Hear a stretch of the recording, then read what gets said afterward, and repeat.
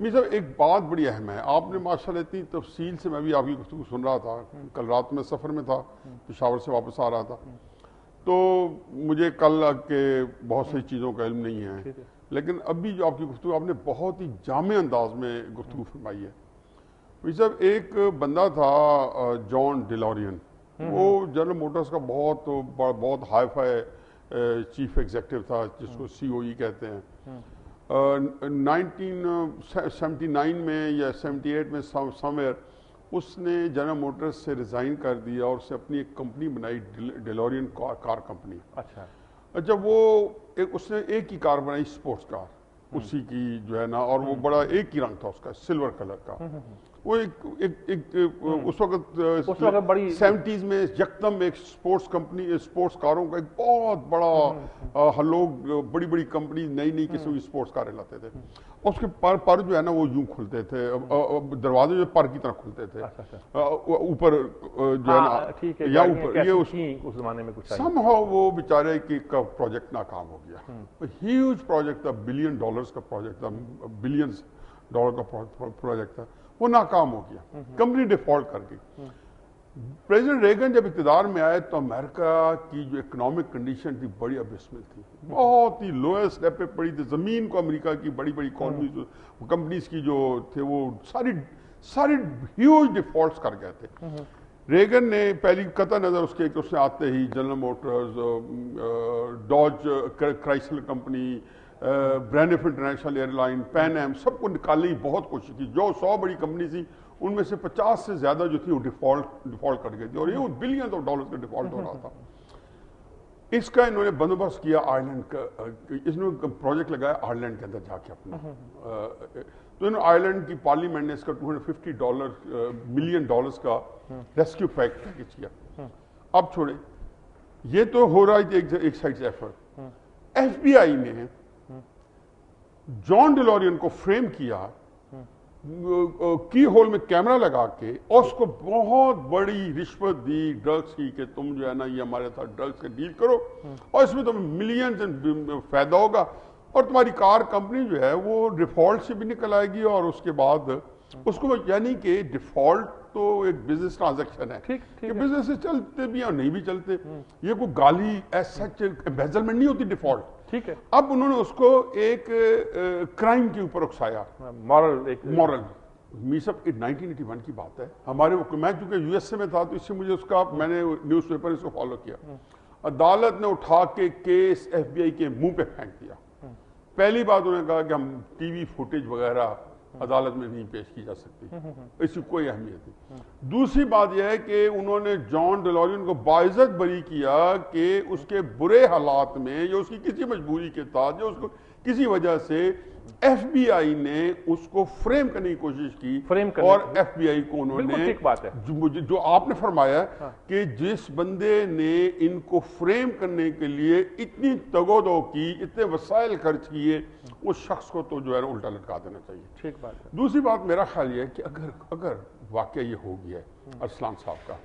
تو کوئی حرج نہیں کہ ارسلان صاحب جو ہے نا وہ وہاں پہ گلٹی پلیڈ کرے،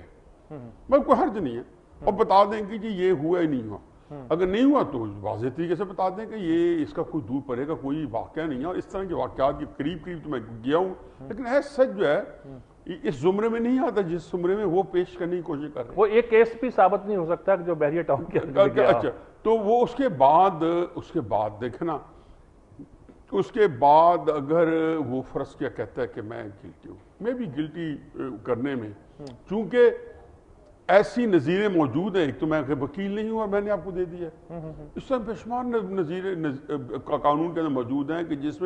میں نے آپ کو جرم کرنے کے لیے اکسایا تاکہ میں آپ کو پھنسا سکوں، تو کورٹ نے آپ کو باعزت بری کر دیا اور مجھے اٹھا کے جیل میں ڈال دیا۔ ٹھیک ہے، ٹھیک ہے، تو اس میں میرا اچھی آپ نے مثال دی کہ یہ فریم کرنا خود اتنا بڑا چارج ہے کہ بڑا چارج یہ ہے کہ فریم کرنا، یہ دو تین یہ چاہتے تھے کہ چیف جسٹس جو ہے وہ جو لارجر دین لائف بن گیا ہے، جو مشرف جیسی مضبوط شخصیت کو ہڑپ پر کھا گیا ہے، یہ جو جھوٹ بولتے ہیں، یہ کہتے ہیں جمہوریت ہم نے بحال کری، جمہوریت اس ملک میں بحال کر رہی ہے وکلاء کی موومنٹ نے، میاں صاحب اس ملک کو ہلا کے رکھ دیا اقتدار کے ایوانوں کو، اس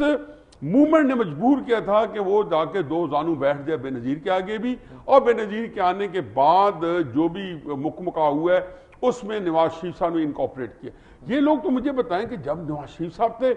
مجھے بڑی حیرت ہوتی ہے، وہ کہتے ہیں جی ہم نے لانگ مارچ کیا، شام کو 5 بجے گھر سے نکلے۔ بابا جب چیف جسٹس لاہور انٹر ہو رہا تھا اپنی موومنٹ کے سلسلے میں، آپ سرور پیلس میں مسرور بیٹھے تھے۔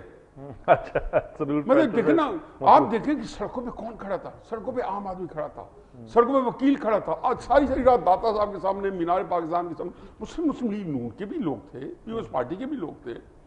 دامے درمے سکھنے ہر بندہ وکیلوں کے ساتھ کھڑا تھا۔ لیکن جو ہمارے بڑے قومی رہنما ہیں ان میں سے کوئی بندہ نہیں تھا۔ تو یہ جو موومنٹ ہے چیف جسٹس کے بارے میں کہتا ہوں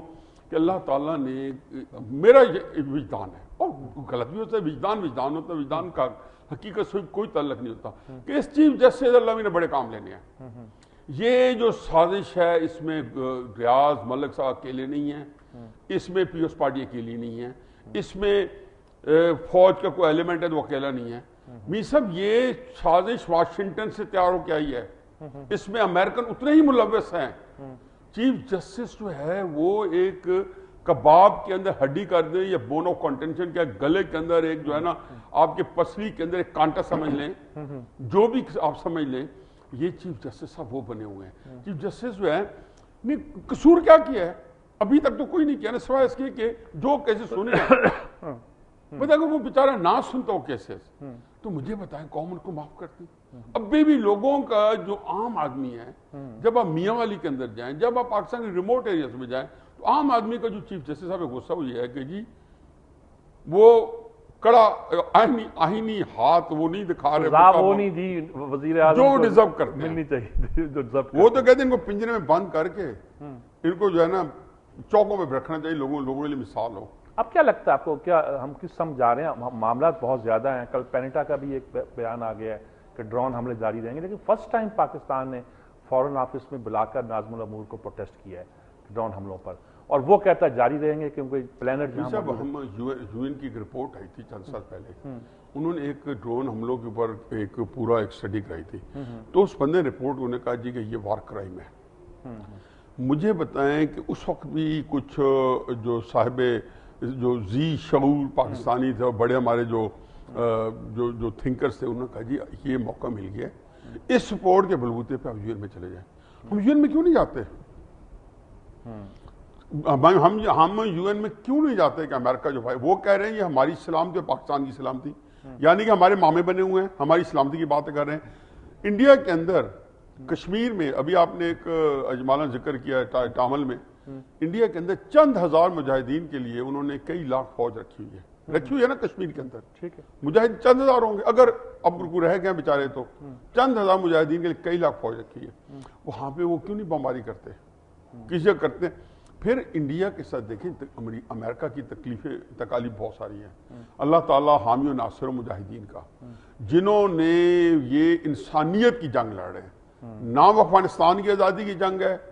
نہ وہ یہ ہمارے بڑے بڑے بیٹھے ہیں جو ایک زمانے میں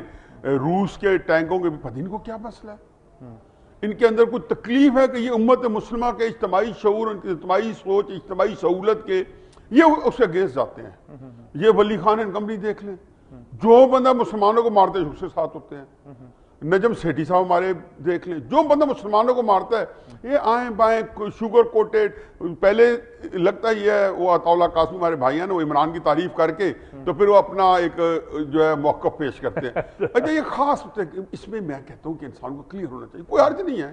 آپ کو پتہ ہے کہ آپ کی ایک پلیسمنٹ ہے، آپ کے کوئی بندہ کہاں کھڑا ہے، آپ امریکہ کے ساتھ کھڑے ہو، آپ اس جنگ میں کہاں کھڑے ہو، آپ زرداری صاحب کے ساتھ کھڑے ہو، آپ نواز شریف صاحب کے ساتھ کھڑے ہو، آپ کی پلیسمنٹ ہے، کوئی حرج نہیں ہے۔ اس میں یہ بتانے کی ضرورت نہیں کہ ہم تو مسلمانوں کے درد میں ہمارا پسیجے جا رہے ہیں، لیکن یہ سارا جو کوشش ہے وہ یہ ہے کہ تو چائنا، دوسرا رشیا کے اندر بھی پوٹن کے واپس آنے کے بعد اب چائنا اور رشیا کا اتحاد بھی لگتا ہے اور پاکستان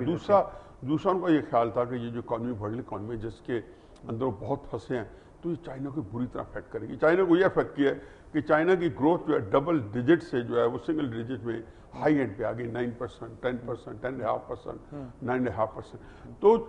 اور یہ گروتھ ہیوج گروتھ ہے. جہاں کی آپ کی پاپولیشن جو ہے وہ لیس دین 1% گروتھ ہو, 1.5% گروتھ ہو, وہاں پہ جو ہے نا 9% گروتھ جو ہے وہ ایک مارولس ہے. معاملس ہے, کیونکہ ان کے ساروں کی اپنی 1.5% 2% گروتھ تھی. اب تو خیر پتہ نہیں ان کی کیا نیگیٹو گروتھ چل رہی ہوگی. ان کے ڈیٹ جو ہیں وہ ان کے جو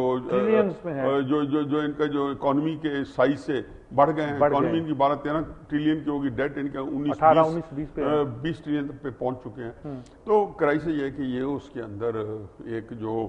چائنا, رشیا اور پاکستان, چونکہ وہاں پہ وہ جو لانچنگ پیڈ پاکستان ہے, پاکستان کے پاس دنیا کے سب سے جو اونچا ماؤنٹینز ہیں, ریسورسز ہیں, وہ سارے کے سارے جو ہے نا یہ ایک پورا اس کا جو نیو ورلڈ آرڈر قائم کیا گیا تھا 80s میں ریگن صاحب نے رشیا کے فال کے بعد, یہ اسی کی ایکسٹینشنز ہے. اور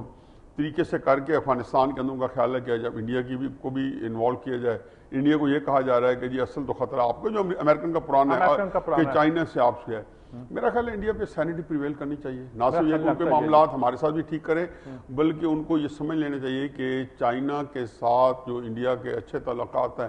وہی انڈیا کے درخشاں مستقبل کی ضمانت دیتے ہیں, وگرنہ انڈیا تباہ ہو جائے گا. ٹھیک بات ہے. تھینک یو ویری مچ جی. اسی کے ساتھ لیتے ہیں ایک وقفہ, وقفے کے بعد حاضر ہوتے ہیں.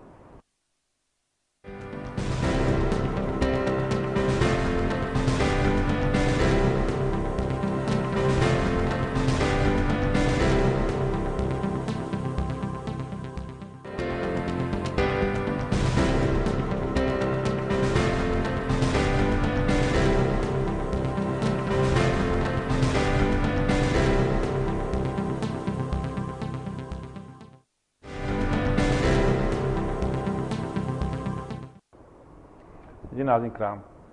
بہت سارے آرٹیکل ہیں. ایک تو خیر جاوید چودھری نے لکھا ہے, جیسا کہ میں نے کہا کہ جن کا تو جب جناح نکلا تھا نیا ملک لحاظ اخبار, تو ان کے ایڈیٹوریل پیج جو سیٹ کرنا, کیونکہ وہ یہ لکھ رہے تھے اس وقت جنگ میں شاید, تو وہ ایک طرح کا ایگریمنٹ ان کے پاس تھا, پورا پیج بنا کے یہ دیتے تھے فری لانس کے طور پر. تو رابطے تھے, آج کل تو شاید وہ نہیں ہے. لیکن انہوں نے کہا کہ ملک ریاض نے پہلے تو کچھ لوگوں کو بلا کے اسٹوری دی کراچی کے ایک سینئر اینکر پرسن کو دی, انہوں نے اپنے مالک کو بھیجی, مالک نے فون کیا, انہوں نے تصدیق کی ملک ریاض نے کہ ہاں اسٹوری تو ایسی ہے. اور میرے خیال میں senior anchor person Kamran Khan ہیں. پھر انہوں نے کہا کہ دوسرے لاہور والے کو دی جو انگریزی میں بھی لکھتے ہیں, ٹی وی پروگرام بھی کرتے ہیں, ان کا ایک بڑا شو روم بھی ہے کتابوں کا, یہ میرے خیال نجم سیٹھی ہیں. تو ان لوگوں کے حوالے سے انہوں نے لکھا کہ اسٹوری دی, پھر بہت سے لوگوں کو دکھائیں, جس میں کریڈٹ کارڈ کے بل ہیں, ہوٹل کے بل ہیں, ایئر ٹکٹس ہیں, یہ ہیں وہ ہیں. پھر ان کا دعویٰ یہ ہے کہ انہوں نے پیسے بھی دیے اور اس کی